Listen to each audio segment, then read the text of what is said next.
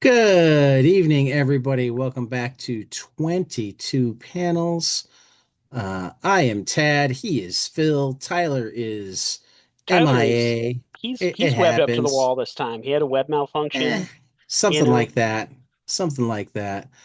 Uh, and yeah, this is 245 episodes, week in, week out, and 902 total, which is just crazy. It's Do it's you think we'll make 1,000 by our 5 year anniversary? That's my question.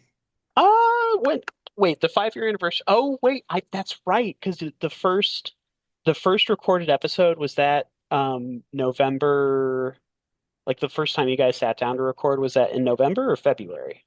No, it was either October or November. It was either October the or last November. week of October or the Okay. first week of November Okay. of 2021. I 2021. am Okay. I'm looking it up right It's now. close to my wedding anniversary. That was the weird part about it. You know, And uh, uh, I mean, I forget if it was posted date or recording date, but I remember it was close to November 13th there. But a thousand by then, I don't think so. I don't think so. That would you would need to average uh out of it's not even a full year until then. You've got July to November, so that's like 4 months. You would need to do like what, three podcasts a day to hit 1,000 by what November? what are you talking about? Well, because that's 1,000 to do a No, hundred no. podcasts in 3 months. Well, three months is, I mean, like, It's like 90 days. Well, right. okay, so more than a podcast a day. You need I, to average more than a podcast a day to hit 1,000 by November. yeah. Let's see. Our anniversary is November 13th. Yep, I knew it. That's my wedding anniversary. November 13th. So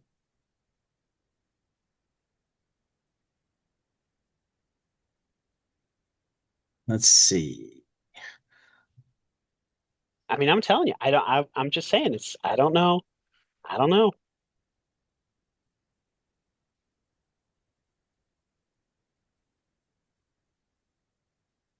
So November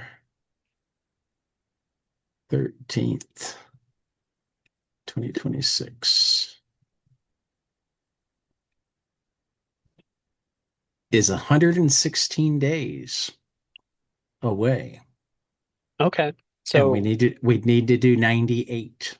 98. Okay, okay. So not quite one a day. So it's not quite as crazy as, All right. I I don't know mean, why I thought you needed to do 1,000 podcasts in 3 months. I am spiraling. This is no, this no, is I'm not that crazy. Um, just constantly record uh, everything you do I in wouldn't have even suggested something that crazy. just hour and a half increments of your life. That's 22 panels now. But I think whether or not I can get to 1,000 by, I think you can definitely um, get to 1,000 by the end of the year. oh That's no, very. I think I won't even have to try to get to 1,000 by the end of the That's what I year. mean. Yeah, that's easy. That'd be easy for I you. mean, if you think about it, like, we're at 900 episodes Uh-huh.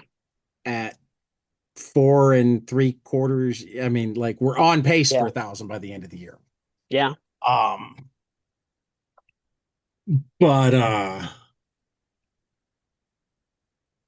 I was actually just thinking, like, November is generally when the baseball roundtable is. So, like, if it even works Uh, out so that the baseball roundtable winds up being you could definitely do 1,000, that'd be pretty cool. that would be pretty cool. I think it could be 975.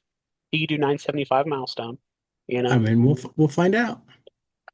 That's still We'll presuming find out. I 77. mean, the number of times that I've wound up doing 6 or 7 episodes over a weekend between book clubs and Yeah, that's interviews, true. and That's if true. you get off your ass and do some more die, I do. I need to announce to the group the plans for our next I mean, lock in a date. seriously, like let's just take a quick look.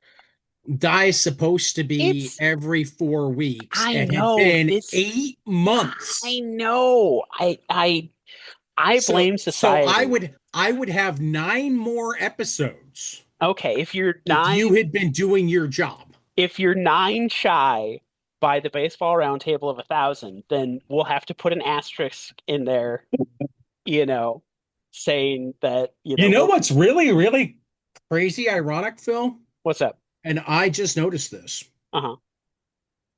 One of our most downloaded episodes is Die 12. Interesting. We had 100 downloads all time Wow. on that. Wow. That is fascinating. Number 12. So It is, that was it, the it previous one. is, yeah. Holy cow. I guess it's like we need to keep doing it or something. And then you drop the ball. I really Drop the did. ball for for I for 8 months. I will once again blame society and hope that I can get it back together and not drop the ball once more. Yeah, see, this is supposed to be your escape from society, Phil. I know, but and yet here's what happened is that my day job completely broke me in terms of just burnout. I realized in taking the Yeah, past 2 weeks off that, oh man, it's been miraculous just being able to function and not have to worry about, you yeah, know. So I'm not looking forward to tomorrow. That's for sure. I go back to work for the first time in 2 weeks. yeah. Uh, But uh, you also want to be done in an hour. So, dude, yeah. tell me what the fuck is going on in Silver Sprocket because I only Silver looked a little Sprocket. bit at this. Yeah, so I read the announcement. So basically, here's the thing. Last year, eagle-eared listeners will remember that Silver Sprocket was called out by a bunch of the artists who worked there for, hey, you're late on royalty payments. You're not paying us for our books. There's some weird accounting going on here where, basically people were never earning. They were constantly, being withheld. There was a shady dealing where because Silver Sprocket had a storefront, they were taking half for the store and then half for the publisher. So it really ended up, instead of being a 50-50 split, more of a 75-25 split with only 25 going to the artists. And unfortunately, in that year plus time since we last heard about this, Sprocket has not been very communicative. It sounds like they've mostly tried to, duck responsibility and have kind of placated and tried to issue an apology that the artists were not satisfied with. Tried to say, oh, well, we'll work with you to try to figure out how to resolve this. And the artists have responded with, this is the basic function of a publisher. Why aren't you doing this already?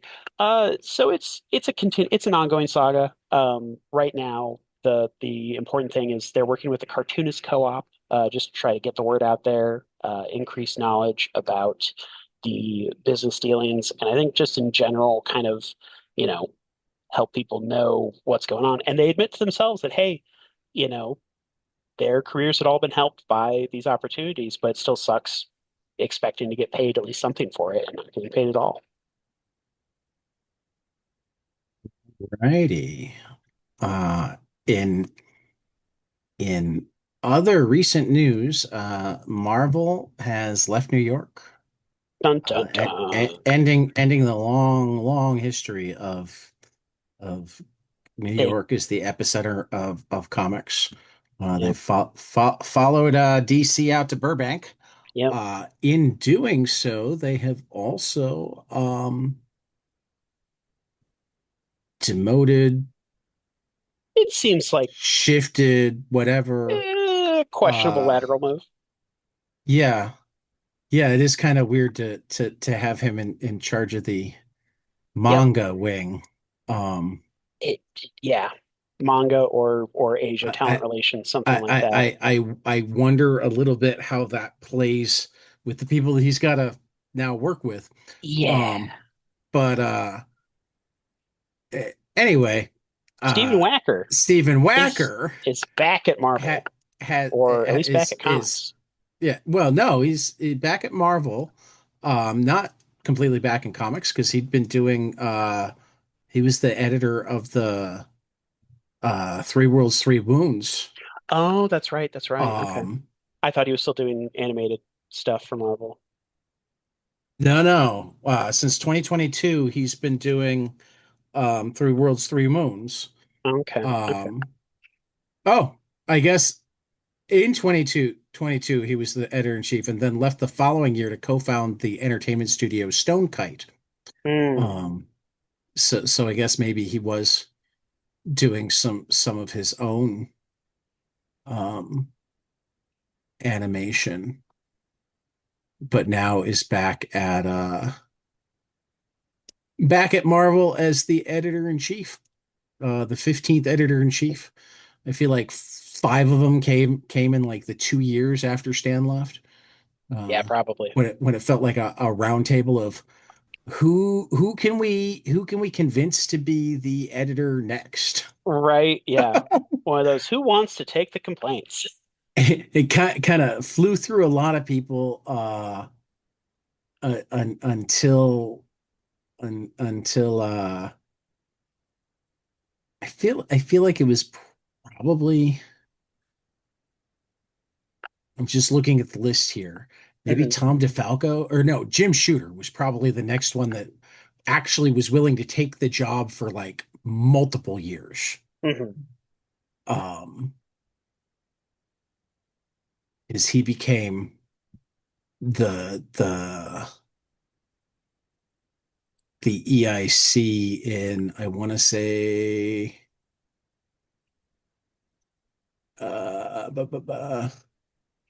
70 something? looks like yeah 19 yeah. Well, I mean here we go. Cebulski's the 15th, right? Hmm. Um, Shooter Shooter took over as succeeded Archie Goodwin to become Marvel's ninth editor in chief in January of 78. Oh, okay. Ninth editor in chief in January of 78. When did Stan leave? Stan Lee was the editor in chief of Marvel.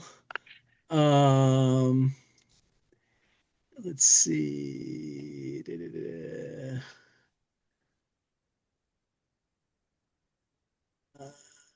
Um, I think actually into the 70s. Oh, yeah. Wow. Okay. Yeah. Let's see. Yeah, To keep it relevant, they had more turnover in the bullpen than prime ministers in the UK the past 5 years. right, right.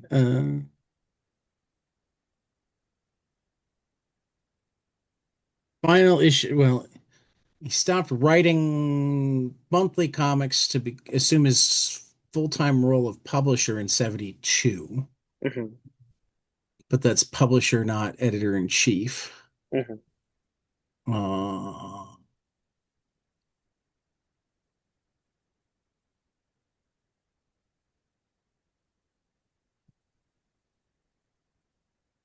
Trying to remember who took over first. Was it Jerry Conway? Was hoping to just get a list of editors in chief in order, but I haven't Right. found that quickly enough. Oh, or they just it's alphabetical or something? Yeah. Oh, that's obnoxious.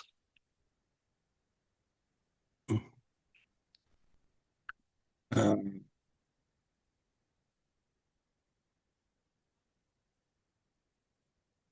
This is this is fascinating audio, I'm certain.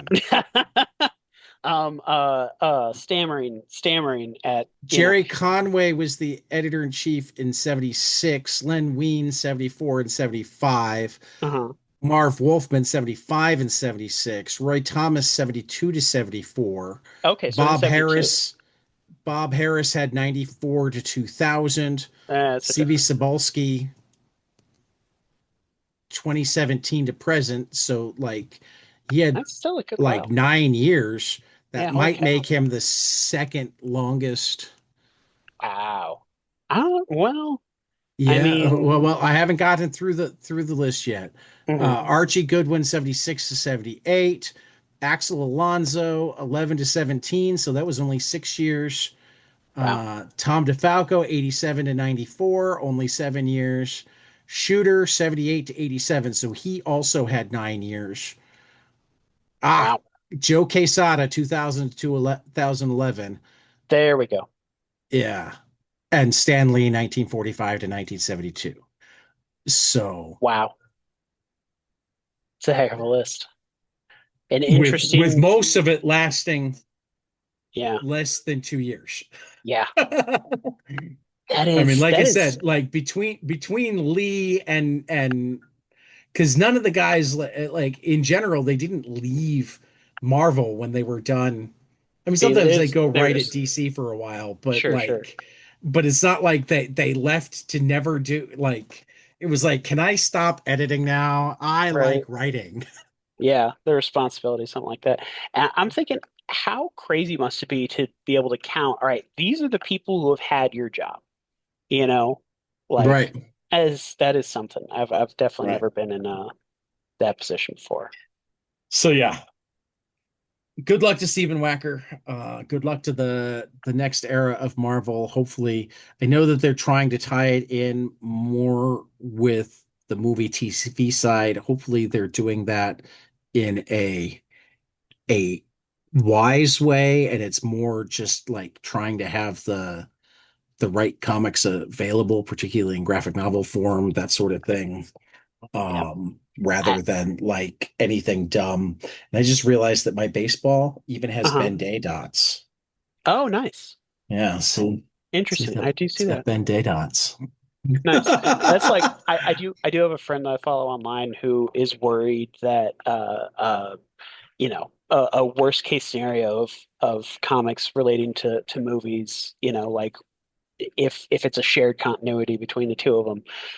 And that'd be the fastest way to get me to never worry about a Marvel comic again.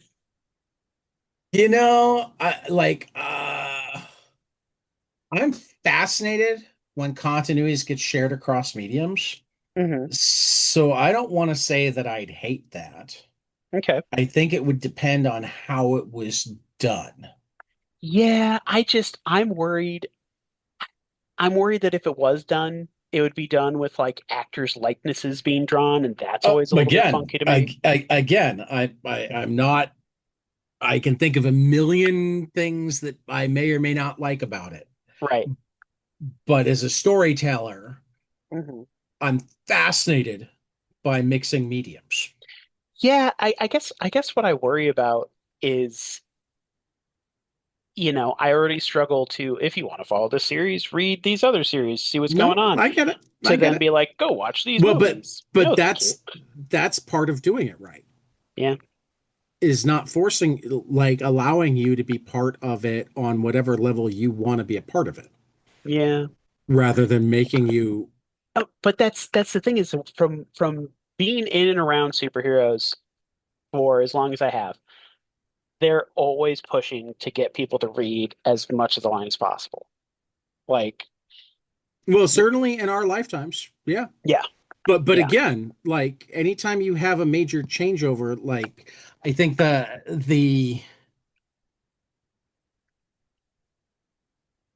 I mean, like no, that's not entirely true.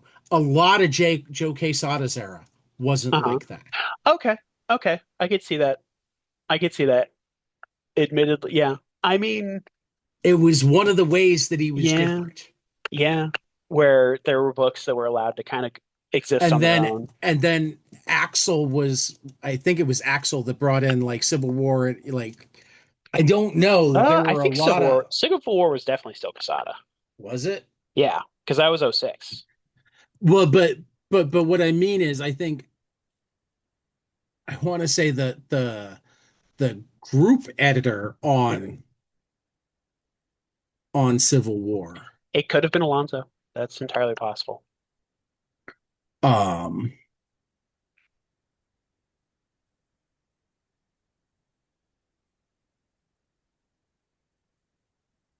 yeah, 2006, 7.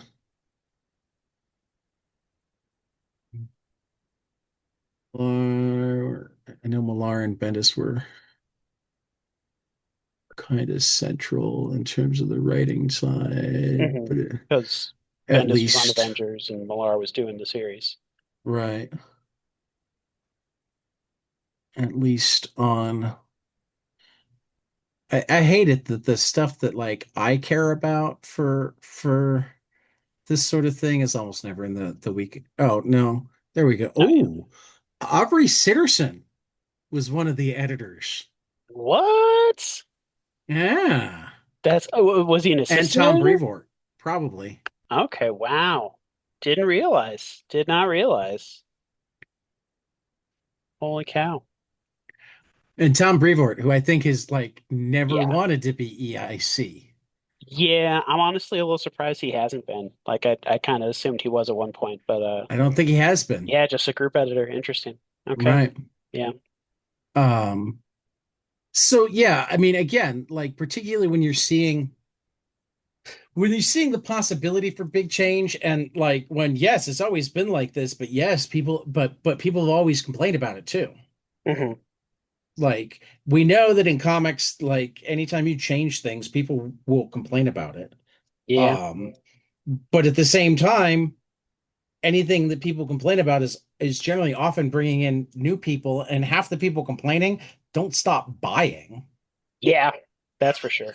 That that You was know what I that mean? was that was a hard lesson learned. I forget what book would be the example for that, but like I think it was Jeff Johns's run of Justice League in the New 52 where I said to someone at a convention, like, I don't even know why I'm getting this. And he was like, then just drop it.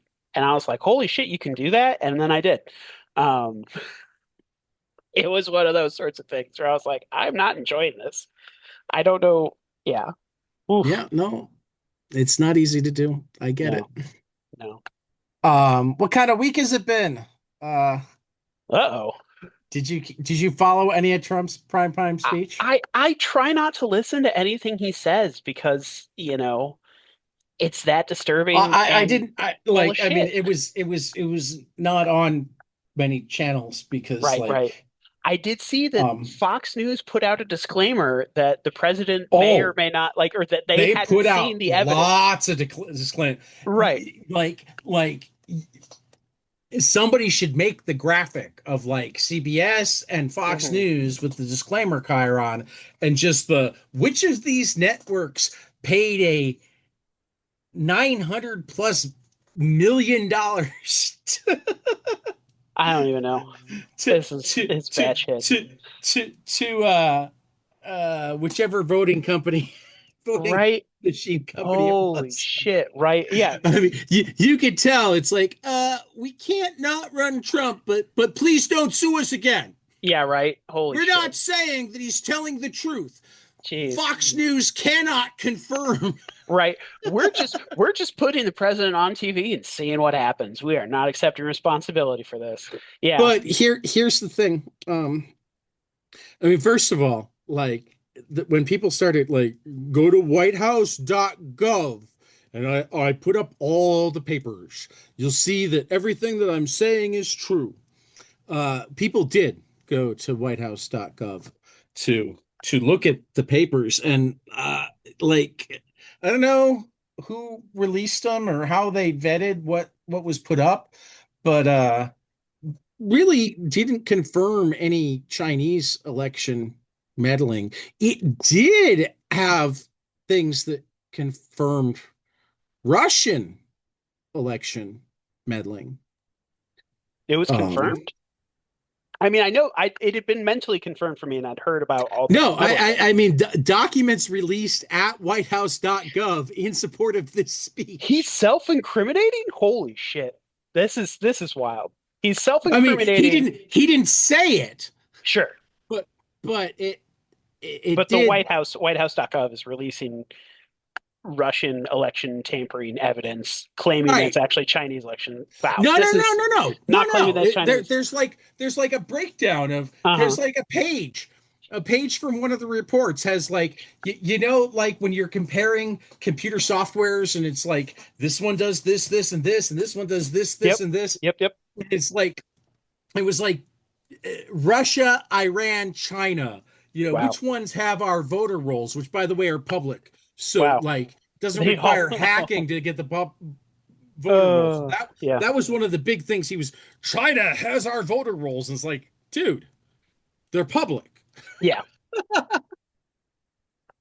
They also breathe air over there. Big Right. surprises. Big Right. surprises all around. Um, but it's like, who has the voter rolls? Russia check, China check, Iran check. Like who put out fake stories to try to influence, check, check, check. Who attempted to infiltrate voting machines? Russia check, no Wow. checks next to Iran or China. Wow. Okay. Okay. So just an infographic calmly confirming what we've all more or less known if we've been paying attention to reading news and following But stories. Holy but shit. and it was actually on the Bulwark where Tim Miller and Nicole Wallace were talking that I think the best thing was pointed out. So, according to Trump, let me just ask you a series of questions, and I want you to answer them according to Trump. Oh, Were the 2016 elections free and fair? I assume he would say yes. The 2020 elections free and fair? I assume he would say no. Were the 2024 elections free and fair? I assume he would say yes. Who oversaw the 2016 elections? I assume Obama's presidency. Who oversaw the 2020 elections? I assume his presidency. Who oversaw the 2024 elections? I assume Biden's presidency. So what he is saying Is that his own election was that fraudulent. the only person who can't run free and fair elections is him. Well, and can't even win the non-free and fair elections that he ran. So this bodes well for 2028. Hopefully, he will once again tamper and fail. That's all we can hope for at this point. I mean, yes, but also like You just gave me hope, Ted. I mean, it gives me some hope too, but also like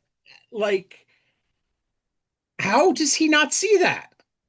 I, I He's saying hesitate. you need to give me more control over elections because Right, right, I right. suck at it. Yep, The yep. Democrats, they're good at it, but Here's I suck at it. here's the problem, Ted, is trying to make sense of what this man says and does in the first place. It's not there. It's just not there. I know. Yeah.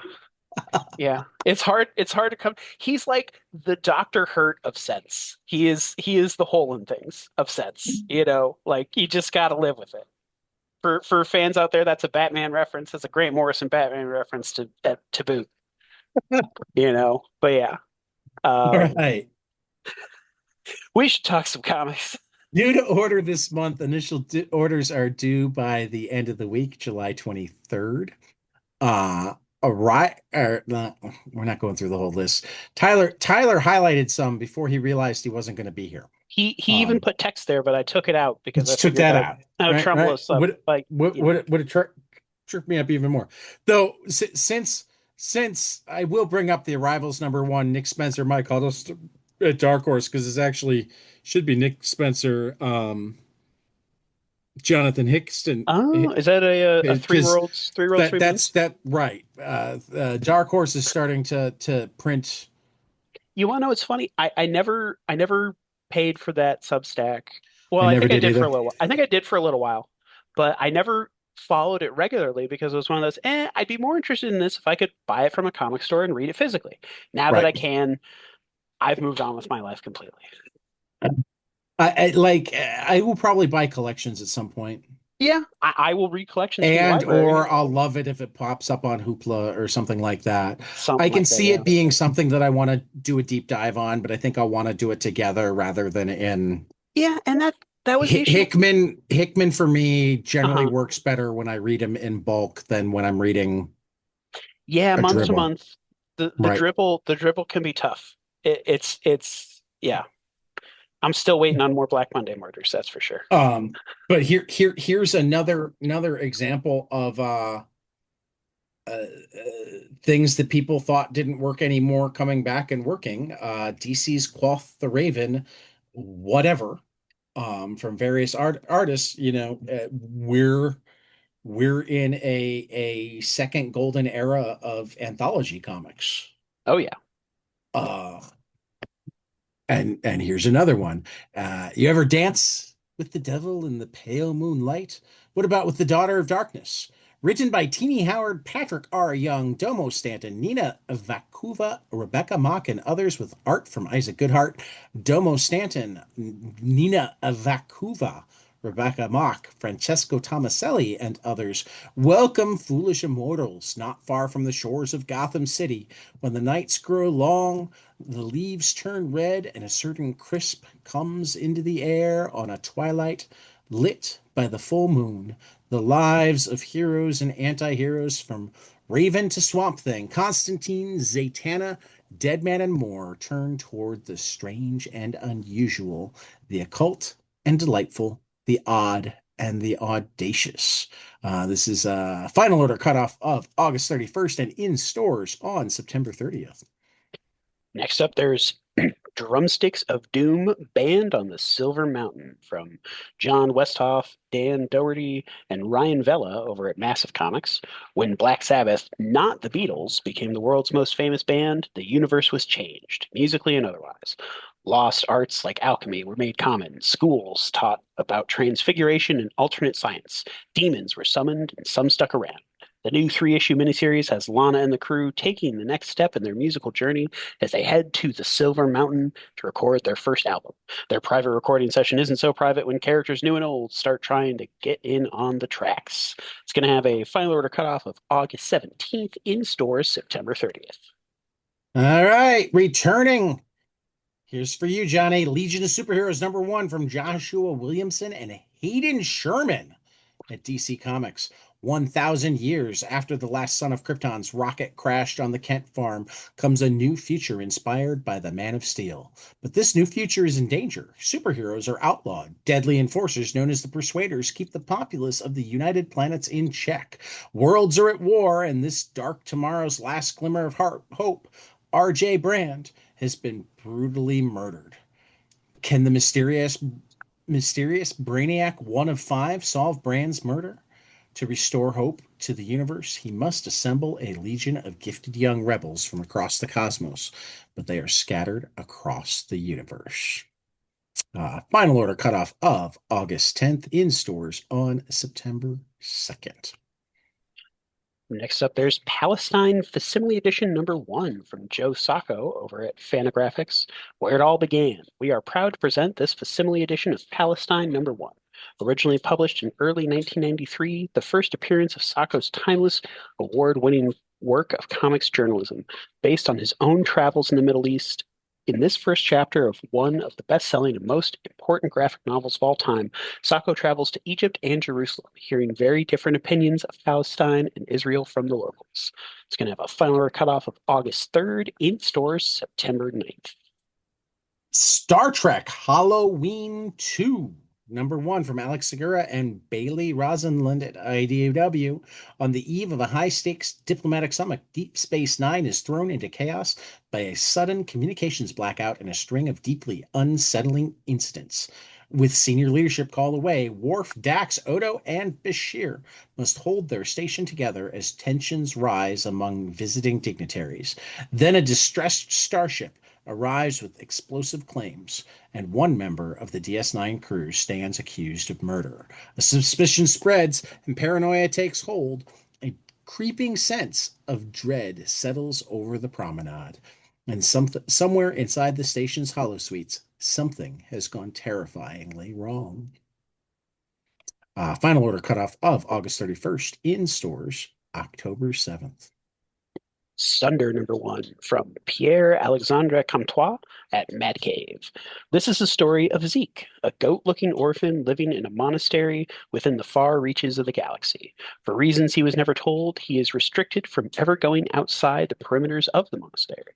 Taking care of the library, he reads and transcribes books filled with heroes and adventures, yet never gets to have any of his own. That is, until one day when a magical book appears in the library and attaches itself to him. Magic, sci-fi, adventure, monsters. Welcome to the world of Sunder.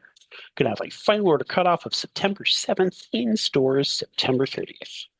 All right, how about some graphic novels, Phil? Graphic novels. This first one, Bad Ducks Volume 1 from Toryumon Takeda at IDW Alien, doing some manga. I believe this is getting translated.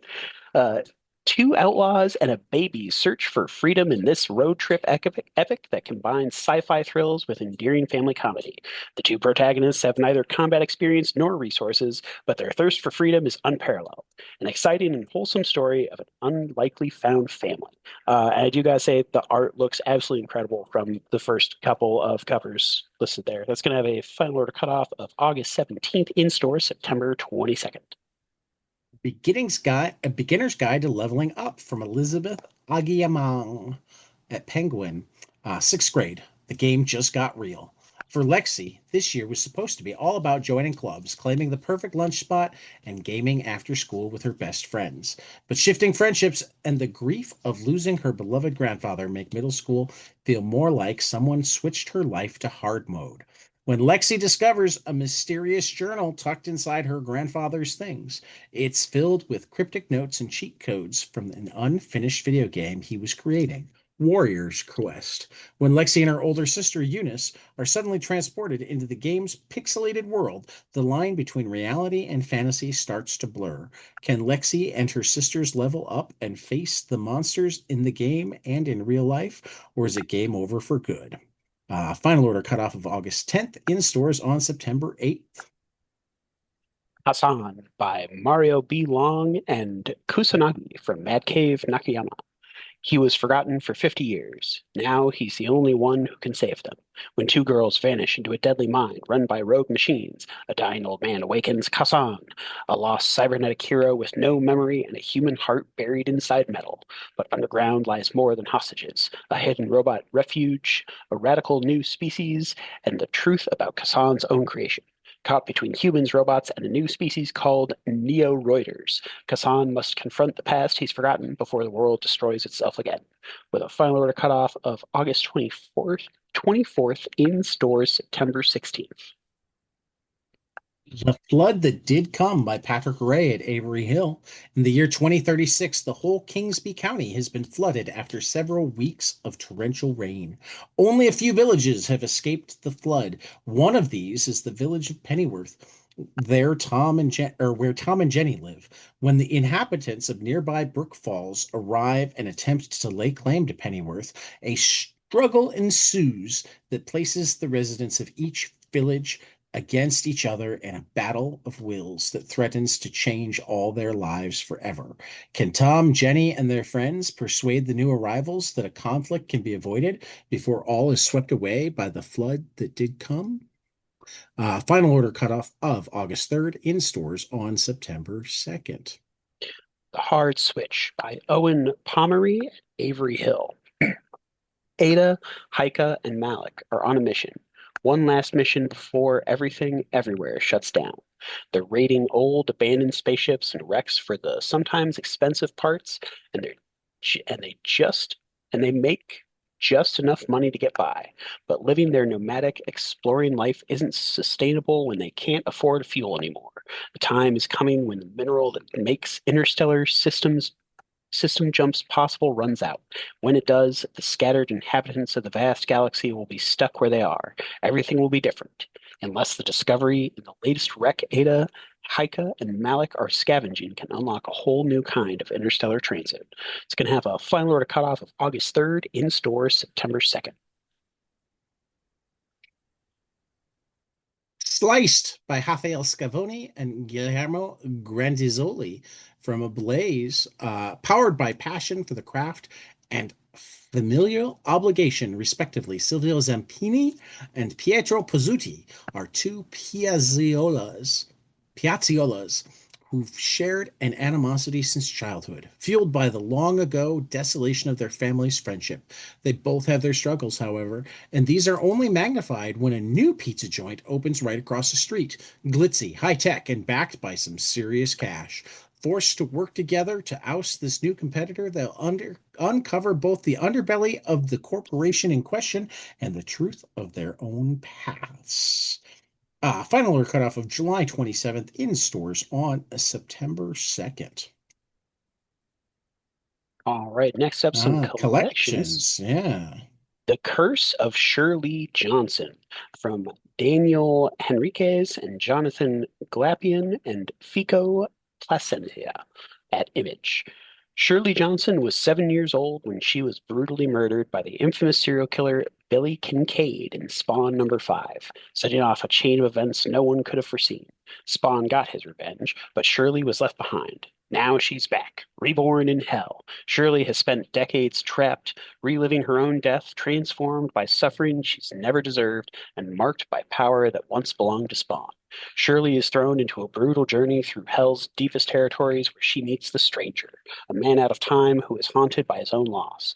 Bound together by several more by survival more than trust, they are hunted by forces from both heaven and hell, searching for a way out that may not exist. Final order cutoff of August 17th, in stores September 23rd. Is Ted okay? From Dave Chisholm at Mad Cave.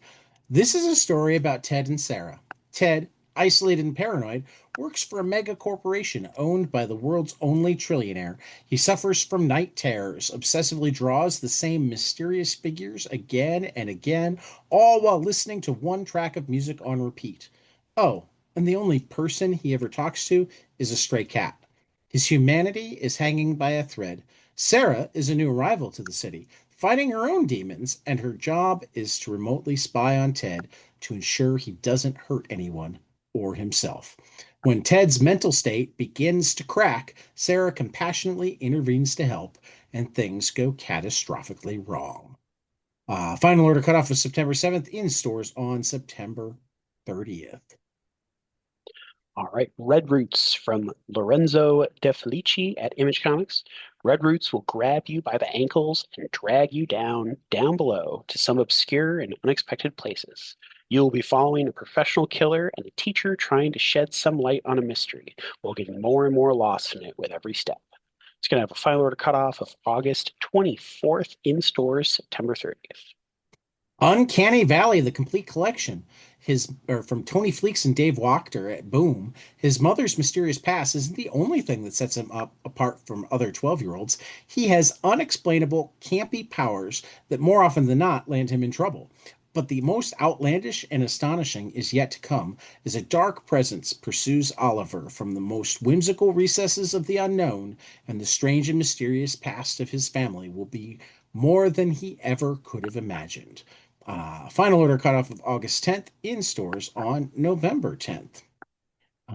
Speaking of final order cutoffs for Monday, July 27th. Angel number one from Kelly Thompson, Julia Giacomino at Dynamite, out August 19th. Archie number one from Ben H. Winters and Fabio Moon at Oni, out on September 2nd. Buffy the Vampire Slayer number one from Kelly Thompson and Stephen Byrne at Dynamite, out August 19th. Bug Wars, The Coming of the War Doom number one from Jason Aaron and Mahmoud Asrar, Matthew Wilson at Image, out August 19th. Earth to Chris Cleavey from Christoph Bogarch and Hannah Krieger at HarperCollins, out on August 26th. Instant Noodles and Beyond from Robin Ha at HarperCollins, out on August 26th. The Last Driver, number one from Sean Murphy, Simon Goff at Image Comics, out on August 19th. No Gods, No Masters, number one from Julio Anta and Jacoby Salcedo at Boom, out on September 2nd. The Perfectly Monstrous Life of Adam Frankenstein, from Tate Brombal and Sue Lee at Dark Horse, out September 2nd. Prima Apparata from Olivia Dufault and Rebecca Isaacs at Ignition, that's number one, out on September 2nd. And Warbird number one from Derek Kolstad, Robert Venditti, and Alex Maleev from Bad Idea, out July 22nd. Yeah, Phil, I'll you want to definitely be tell us about getting. some crowdfunding? Yeah, I'll definitely be getting that Prima Operatta. That one looks awesome. Crowdfunding, we've got Liberty, the arms smugglers who helped win the revolution, from Jordan Mechner and Etienne Leroux and Loic Chevalier at Neurobellum Productions Magnetic Press on Kickstarter through July 22nd. So if you're listening to this by Wednesday, go ahead and back that. Subculture on In Crowds and Outliers by comics' finest writers, artists, and record thieves, edited by Shelley Bond on Kickstarter through July 23rd. Ghost Brawler #1 from the team behind Image series Chew, John Layman and Rob Guillory on Kickstarter through July 23rd. The Monuments Volume 2, Let His Death Be a Warning from Oliver Mertz on Kickstarter through July 29th. I Just Came from Hell, the sequel to Who Killed Sarah Shaw from Frankie White and Adam Markowitz on Kickstarter through August 3rd. Outlaws Apprentice Broken Blade from Chris Schweizer on Kickstarter through July 30th. Sink Your Teeth In #2 from Zoe Tennell, Lauren Knight, JP Jordan, Jordy Troutman, and Michelle Abinader on Kickstarter through August 6th. And then the Tezuka God of Manga documentary from Jason Cohn on Kickstarter launching sometime soon. Joining that launching soon is upcoming The Death of Comics Bookcase, Reign of the Comics Bookcases, new comics anthology from Zach Quaintance, going to be launching on Kickstarter pretty soon. Um, Tad, what's on Humble Bundle? Humble bundles right now. We've got Sonic the Hedgehog 35th anniversary from IDW, $18 for 27 items to support the Children's Miracle Network has been extended to July 24th. Also extended to July 24th, Supergirl, Woman of Tomorrow, and more from DC Comics, $18 for 30 items for the Book Industry Charitable Foundation. Uh, Number three on our list, not a comic, but a comic creation tools. The Clip Studio Creative Collection Paint, Draw, and Animate. This includes a 1-year license to Clip Studio Pro and many assets to go along with it. Clip Studio Pro is probably the most recommended comics making software out there right now. So $25 for 10 items to support Donors Choose, which is a public education charity. This goes through July 22nd. The Blade Runner collection at Titan Alcon, $18 for 17 items to Direct Relief, which is an emergency medical charity, through July 30th. And new, the Humanoids Mega Bundle, Universes Unbound Part 1, which makes me hope that there are more Humanoids Mega Bundles to come, because it's $20 for 35 titles, and it says 35 titles, but I went through and counted, it's 151 volumes, Wow. including all of the Inkle and Technopriests, the 2000s Metal Hurlant, Monsieur Jean, and many more. This is to support Reading is Fundamental, and it's through August 5th, and we're actually going to highlight at least a couple items from it in our next couple of weeks of Great Responsibilities. So yeah. And I just realized that I neglected to put my third third book in. What? I knew what Only it two was. amazing books. No, I Okay. knew what it Okay. was.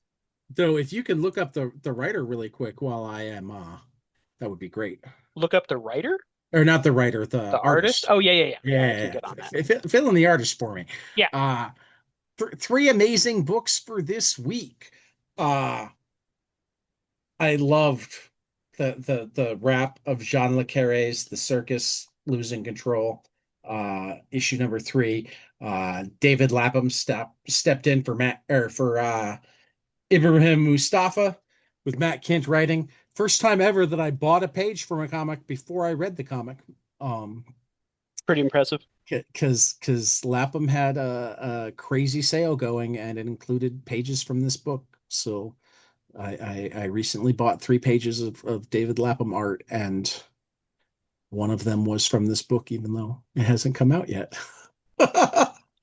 um, Assorted Crisis Events #9 from Dennis Camp and Eric Zawinski. That was a really Uh, good one. yeah, I mean, it would have taken either the Circus #1 or the Circus #3 to beat out Assorted Crisis Events #9. Yeah. But like kicking off the story and wrapping up the story, and the fact that Assorted Crisis Events has been in the #1 spot almost every week that it ever comes out, Yeah. particularly given all of those weeks that it came out at the same time as Martian Manhunter. Yeah, that's the true. That was Absolute Martian Manhunter, where it's yeah, like, okay, if you're gonna put out the two, you know, like I think like the worst case scenario is like two of the five best books of the week, right, like and like I can't rank the five, but you've got two of them, right. Holy cow. then you get the I one spot. that You is for know, sure. yeah, but I'm trying to fill time so that you can fill in a I'm writer I or know an artist for it. I'm fine. I'm resorting to Dark Horse's website. There's a lot of stuff that's come out. It's called oh, that's why. Oh, son of a bee sting. Technical My difficulties. my Dun my dun my, my dun. third book is Gail Simone's The Ring, The Man Who Beat the Man. Um, her current boxing book, drawn by Here we Elisa go. Ramboli. Oh, dang it. Right before I just clicked on it. There's this crazy thing called Google. I went to Dark Horse's website. I was looking at League of Comic Geeks first. They failed I, me I again. wound up going to Dark Horse's website when I Googled it, and it took me to Ah, Dark Horse's website as the you know, top listed thing. that'll teach me to depend on something other than Google or the direct website. Well, Shame on me. also like when you're in a hurry, you start with Google. That's fair. I mean, That's fair. Google's deep search results are getting worse and worse. Yeah, there's Like some like like I can't stand the summaries. I just they well, drive me insane. I didn't even mean the No, summaries. no, no, no, yeah. In part because of the summaries, in part because they just haven't been spending money No. on the Well, search engine side of things. yeah. Like doing deep dives using Google as your search engine Hmm. has become more and more difficult, Well, because they which realize most people, the vast majority of users, don't click fast the first page search results, and so that's right, one of the reasons why. which Yeah, which really sucks because I haven't found anybody that's clearly better. right, right. I mean, I'm aware of a handful of non-Google search engines out there, but I haven't bothered to I mean, I utilize mess too with many of them them. some. I mean, sometimes when I'm really looking for something and I'm having Uh-huh. trouble with Google, it's like, okay, let's try Bing. Let's try whatever, right? Just Oh, because then I'll get different results. yeah. They have just enough. Um, but yeah, no, it's become much harder when you're looking for specific obscure information. Hmm. But like a book that just came out isn't obscure. No, no. I was just inept at the search real quick. I didn't even finish typing. I taught the ring and it Uh-huh. had Man Who Beat the Man, Dark Horse Comics, Wow. for me to finish. I have to imagine that, if I was someone who worked at Google and like there was like a user account related algorithm, I think it'd be pretty safe to bet that yours should be directly connected to like a list of comic title databases, stuff like that. I'm certain that it is. Yeah. Um, so anyway, yeah. Those are my top. There were other good ones this week. Those are my top three. Take a Did you walk, get Phil. oh, okay. I was gonna ask if you got your banana duct tape to the issue variant Oh, of banana number one. are you kidding? I wasn't paying for that, but I did Okay. get the book. I haven't read Okay. it yet, but I got the Gotcha. book. It's one of those bring your own banana type issues. Right. This week I actually managed to get my butt to the comic store and made a small size dent in my pile, but I definitely enjoyed Die Loaded number 7 from the usual crew of Gillen Yes. Pons, Coles, Hughes at Image. Um, and as well as the Sword of Crisis Events number 9, very much enjoyed it. I loved the black metal lettering typescript on the last page there that I stared at until I could understand it. Um, and then A Mischief of Magpies number 1 finally came out from Simon Spurrier and Matthias Bergara over at Distillery, and I absolutely adored that. I am a total sucker for, you know, anything this team does together. And I was pleasantly surprised by the majority of the issue being done in like a journalistic style with minimal illustrations, and then journeys into this fantastical world were more the where the comic illustrations came into play. And then this week I also read Gigs, which was an incredible near future sci-fi graphic novel from Mark Mosdale and Cy Simon. Oh, so Uh, good. we talked to him. Tad let me crash that interview. It was so much fun. It was a great time. You should go listen to that episode as well. Yeah. Tad, I see you managed to read a couple chapters of One Piece this I week. did. I Yeah. did. Yeah, yeah. They're reorganizing allegiances. I feel like there may be all out war in the new world. Um, they're certainly going after this. Luffy and Trafalgar are definitely going to try to take down one of the four emperors. Seems like there's another group that's planning to take down an emperor as well, though it's not clear whether going after the same emperor. Um, a couple of the seven warlords of the sea are So there's four emperors and seven warlords. four emperors, seven warlords, the world government. I have trouble keeping track of all the shit. Um, That's it's fair. great. It's Yeah. good. Um, but so yeah, I feel like we're about to hit a mixture of crazy action and court intrigue for a while. And I'm looking forward to it. But I finally also finished volume 70 and chapter 700 Woo! after sitting at 698 for way too long. That was a good while. Um, yeah. The Um, halfway point is in sight. I know. I was I becoming might asleep. actually be past the halfway I point. think so. Let me check real quick. Mentally, I'm like, oh, it's at least I there's at least think 1,400 chapters, but I think it's like I 1,200, think it might be in the 1300s now, but I maybe. don't think it's into 1400s yet. Yeah. Um, I did put it in is the it is at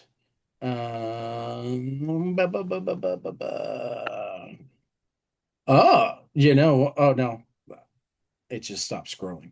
It's not even at 1200 yet. It's at Oh wow. 1188. Okay. There So we I'm go. only 488 chapters behind right now.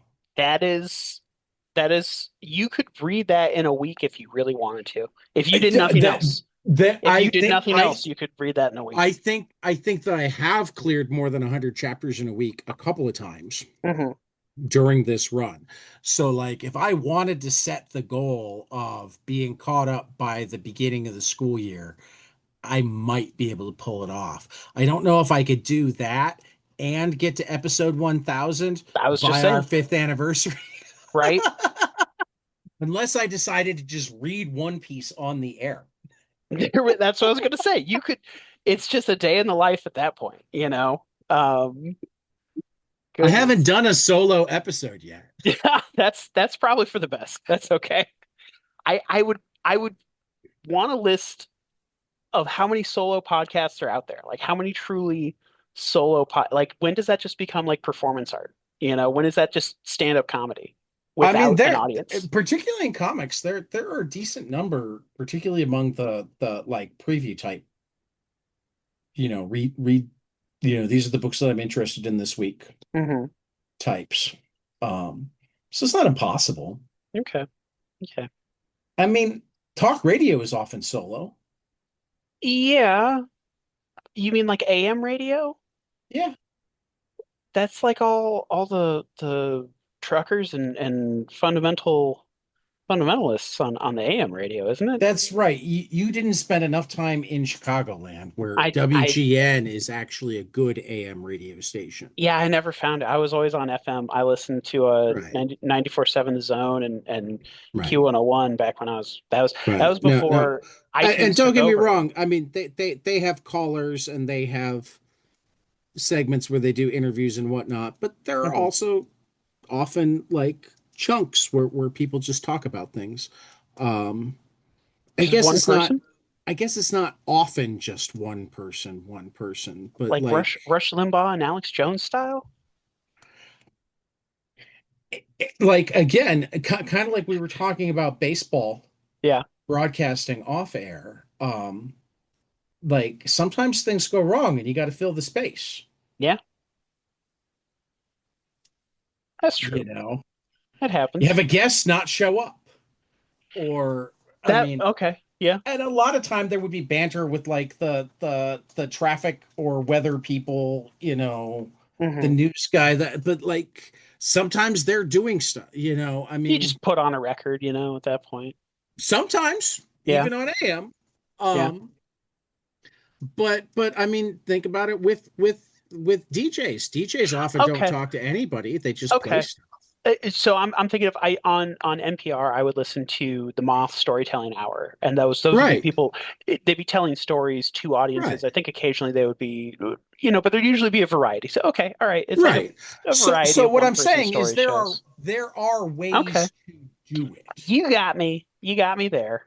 You know, Do I think it would make for a good episode on a regular basis?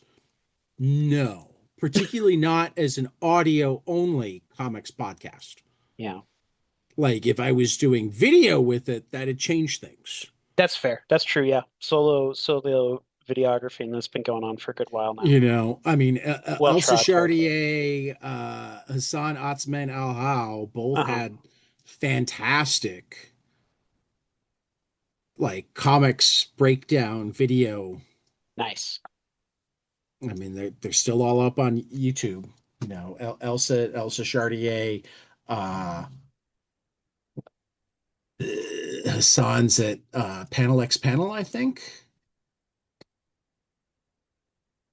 Um, Yeah, I think that but was yeah, his thing. well, Panel X Panel was the magazine, Okay. which was fantastic. I mean, I can't. I still need to. I own a bunch of them digitally. I still need to like buy all of the ones that I don't own because there's just like there's no reason not to own them all. Yeah. Um, it's really simple as it comes. There's no reason not to own them all. That's for they're, sure. they're that good. Yeah. Um, but yeah, uh, Phil, why don't you lead off our great responsibility because you picked the Sure. book, and I I did. think overall you have more to say about it, though I don't want to like. Yeah, I mean it's one Yeah. where so I do realize that because as we were talking a little bit uh before this, so Step by Bloody Step is a wordless fantasy story. Written by Cy Spurrier, drawn by Matthias Bergera, of a young girl wandering through a landscape with a giant suit of armor that is carrying her. And I guess for me, it's one of those things where I very much enjoy stories that instill a sense of wonder in me. Like it, something that I can look at and interpret and figure out, kind of like a little mental chew toy, that you can kind of work at and get to the kernel of. Um, and so I also realized because that's the thing is that their first collaboration together, Coda. Are you familiar with that one? Yeah, I've read Yeah, Coda. It's another one that a lot of people like. yeah, I mean, this is how I'm going to put it. I'm going to drop uh-huh, the name of the person I'm most embarrassed not to love, which yeah, is Chris Ware, yeah. who I should Hey, absolutely love more than I love, same, big same. but but I haven't managed to crack it yet. Yeah, I mean, I've read it, but I I, haven't managed to like I'll tell you, I've read what is it, Jimmy Corrigan, crack it. this Jimmy Crackett, that's his the Jimmy smartest boy, Corrigan's, yeah, Jimmy yeah, Corrigan's. yeah. Yeah, that one. I think I got a copy for a college class, and like I could not get through it. It was too just boring.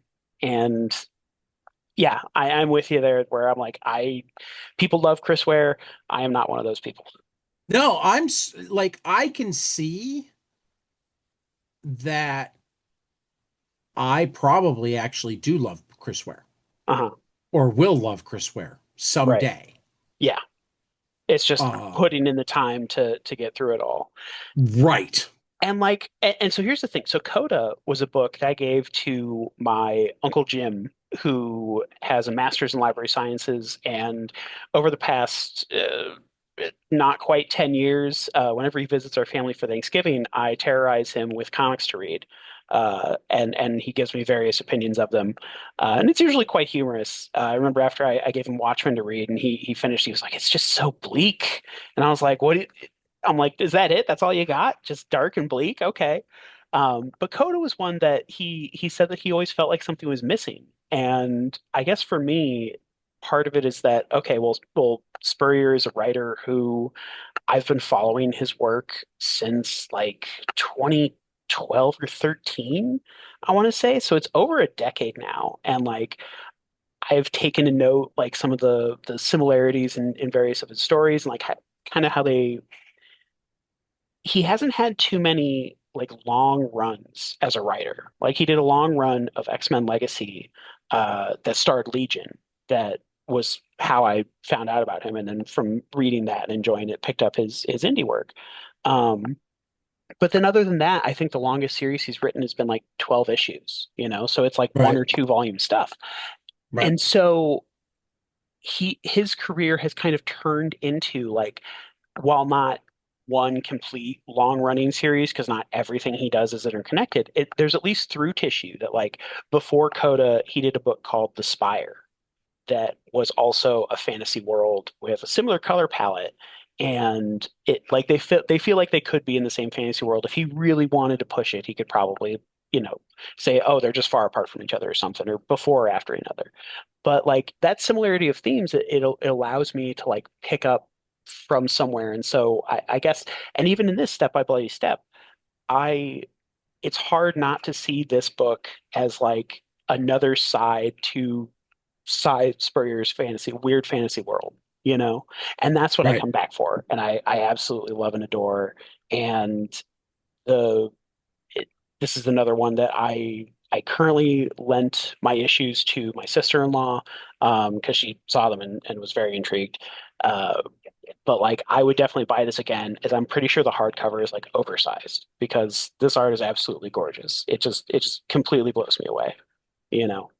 Um, but yeah, it's I guess it's also a book because kind of what I was thinking is like it's a book that anyone who seems interested in comics, like if they seem like a comic book person, I think they should read this book.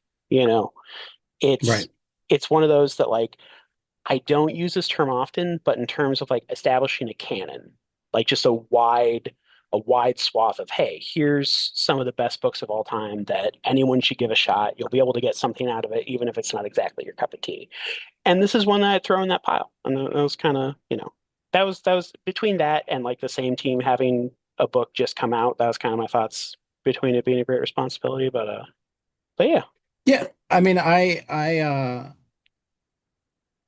think I fall in kind of like your uncle with Coda is yeah, that like I see that there's something there. yeah. The art is beautiful.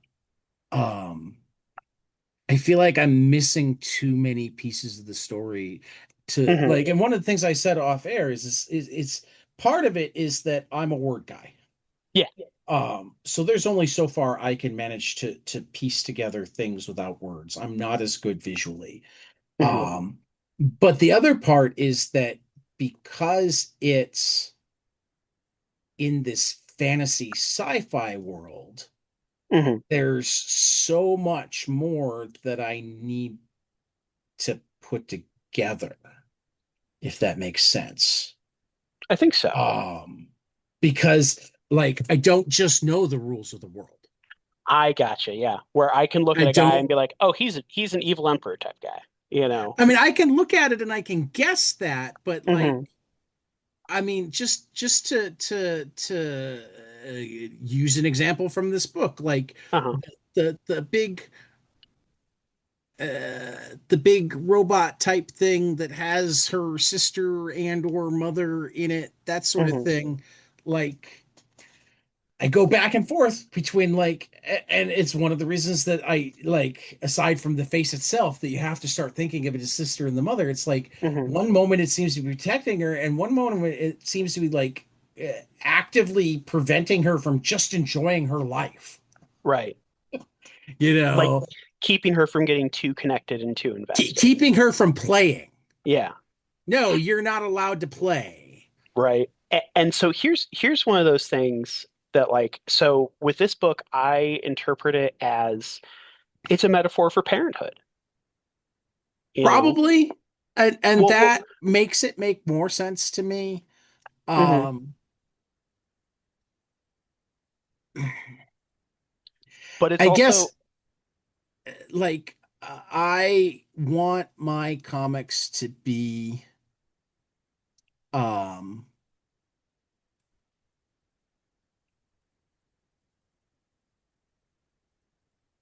more than the sum of their parts. And at least so far, I don't feel like that. Like if it's just a metaphor for parenthood, well then what are all of these other parts? it's more than just that, I would say, you know, because there is the whole fantasy world to it. There's some time travel, uh, as well as like the cyclical storytelling, cyclical nature of time, where it ends in the same way that it begins, you know. Which I also it's one of those things that I like it when it's done well, and I feel like it's done pretty well here. Um, you know, the caveat being, okay, well, how do the same people, you know, it, it, it it's kind of like is this idea of, you know, how do you protect a kid from a dangerous world as they're growing up in it? And visually, Right. it's one of those experiences that like I don't have words for. I don't have words for, you know, how to be a parent to a kid in today's world. I mean, part of it because I don't have to do it right now, but even if I did, I can't even imagine some of the things that, you know, the choices we'd have to make. So it's that's a big part of this one, as well as like, you know, there being four chapters and each one based on the four seasons, you know. Right. There's, you know, I admit there's a whole lot of like the aspects of the fantasy world that kind of get waved away. And yeah, it is very much a, okay, once you've read a sufficient amount of, you know, sort of fantasy adventure fiction, it really does fall into place as okay, what you expect to be happening is happening. But there's still little twists, like you notice how the it's interesting the symbol for the empire that like it's like a T in the scribble language that people speak in. You can see it highlighted out in various bubbles. And this time on reading it, I noticed that it's the same shape as like they looked like electricity like uh uh um telephone poles. Right. Like part of this empire might have been bringing electricity through this landscape and needing to plot this course along the way. And it's just one of those things also where like, you know, I I like being able to sit and wonder with that in the moment looking at the pages. And even if I don't ever come to conclusions afterward, I'm, you know, I'm still okay with that. It's I think you well, I would hope that you would enjoy their new series more because there is, first of all, words, period. I Uh, mean, it's another one of the books that I didn't actually get to this week, right, right. but it's um very much in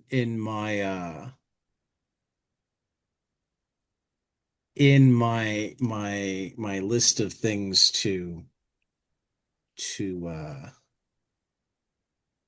to read. Yeah.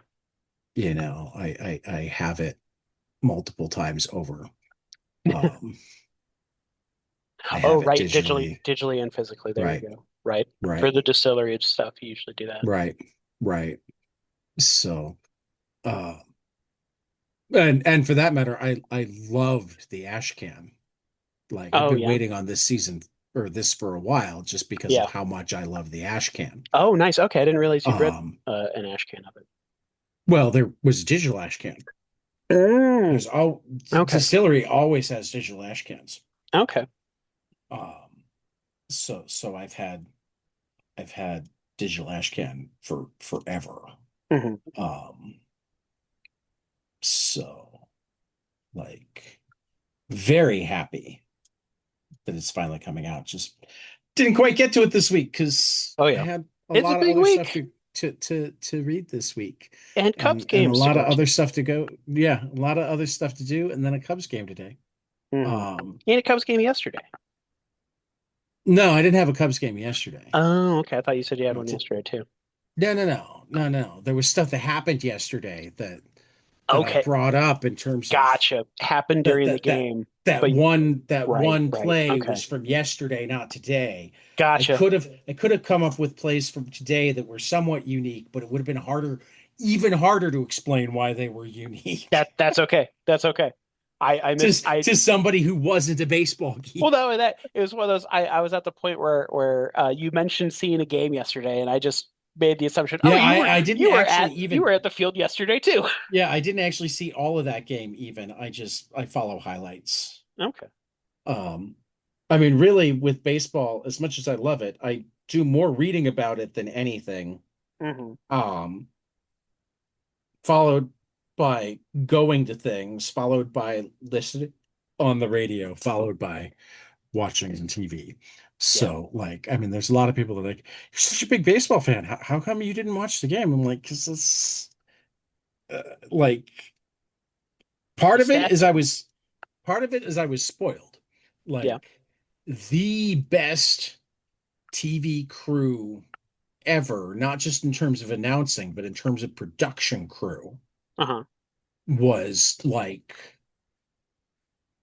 the 1980s to mid 2000s WGN Cubs broadcasts.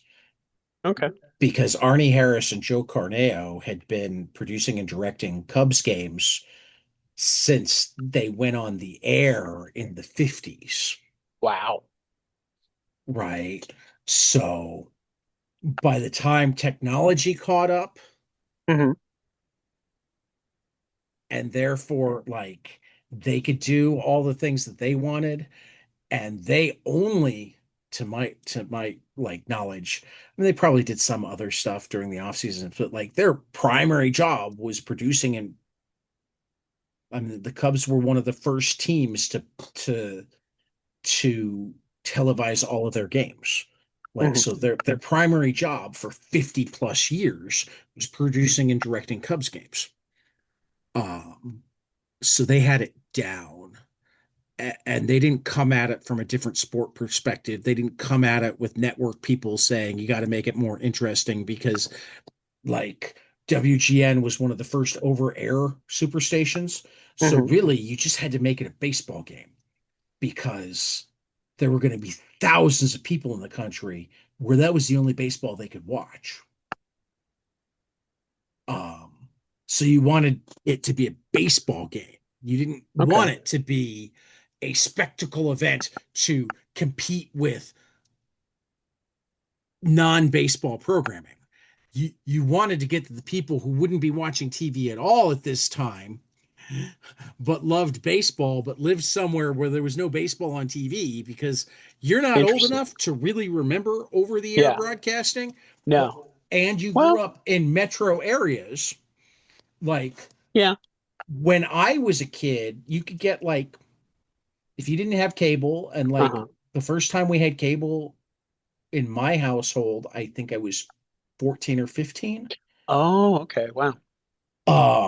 And if you didn't have cable, you had maybe 12 stations between Gotcha. VHF and UHF. And I was growing up in a time where cable was ubiquitous and satellite was where the upgrades were coming in Right. on stuff. Um, but like if I went down to my Aunt Janet's Hmm. outside of Peoria, she got two. Oh, wow. Holy cow. Yeah, that is wild by comparison. But one of them was WGN. Okay, I see what you're saying here. So this was literally WGN and the only TBS. baseball. well, WGN and TBS and like it's not surprising that TBS also started Hmm. broadcasting Braves games relatively early on, and eventually Yeah. even like Ted Turner, who had bought TBS, bought the Braves, or I forget which order that was in. Yeah. Um, they set up like at the time to have what I mean, they were called superstations, but what it meant was they broadcast over the air at a really high wattage, Hmm. but also they had high wattage relay stations spread out across the country. Hmm. So they were essentially broadcasting over air from Chicago down to Peoria, from Peoria down to St. Louis, and actually probably two or three relay stations in between Chicago and Peoria, two or three, Wow. So they had collections of towers to broadcast all over.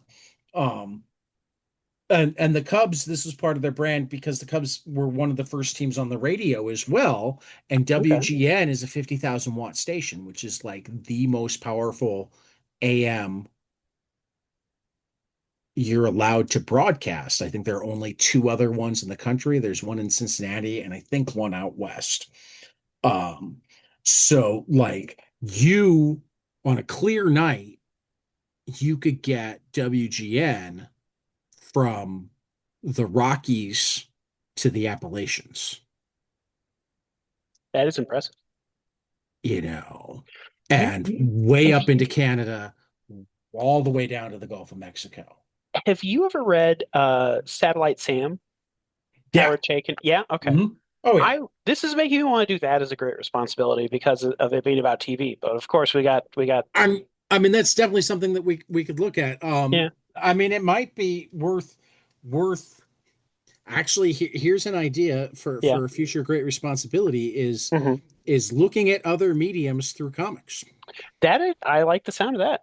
I do like the sound of that because that Well, I you mean, could. there's been a slew I still need to read it, but Hmm. one of the highly talked about graphic novels last year, or was it earlier this year even, was Hmm. Lucas Wars, the true story of George Lucas and the creation of Star Wars. Oh, I hadn't heard of that one. Yeah, Interesting. it was Laurent Hopman and Renaud Rocher.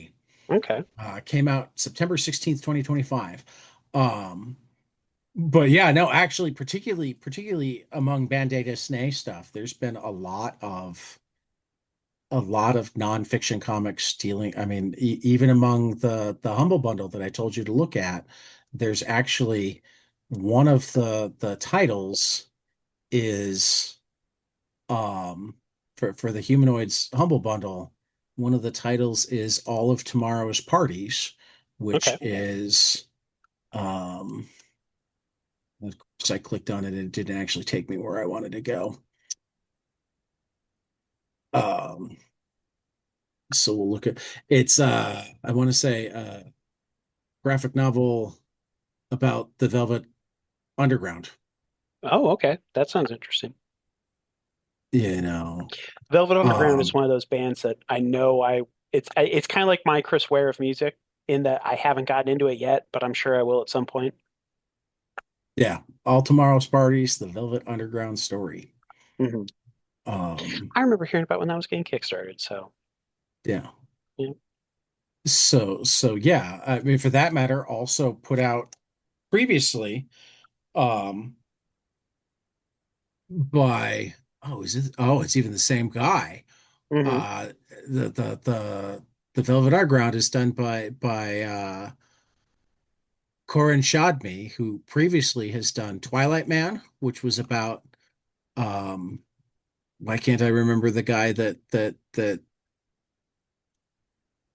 who's the guy Rod Serling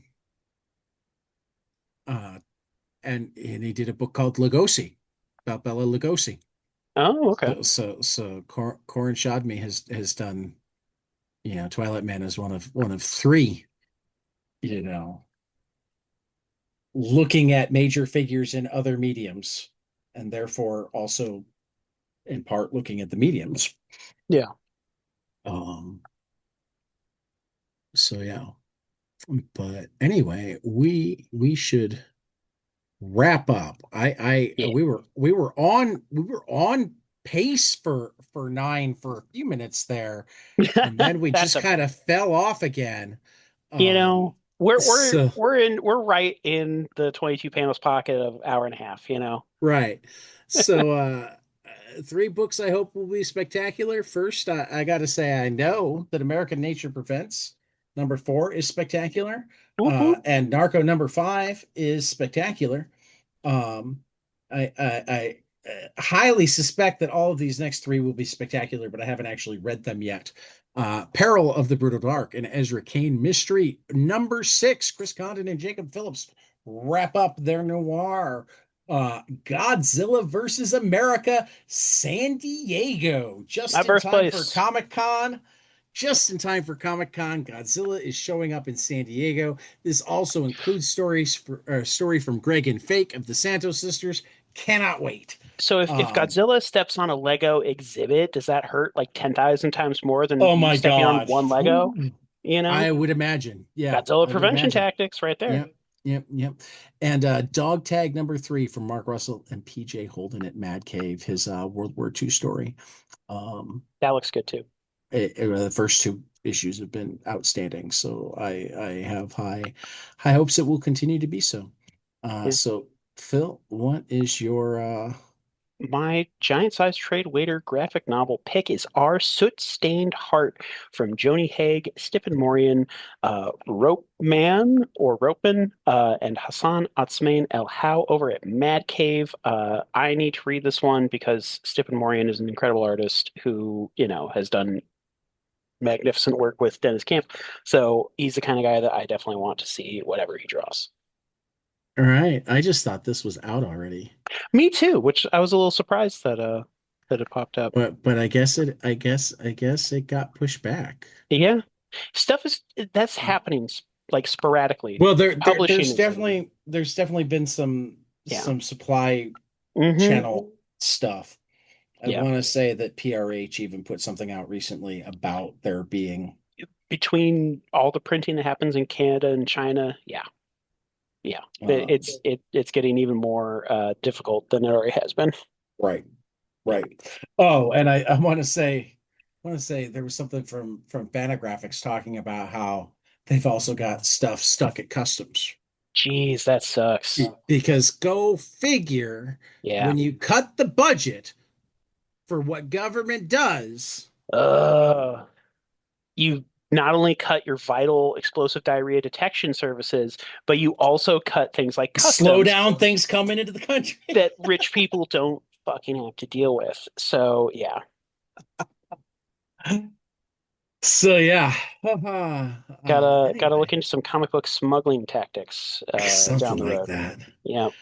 Uh, for Phil and myself, this has been the 245th weekly episode of 22 Panels, 902 uh, recordings in total.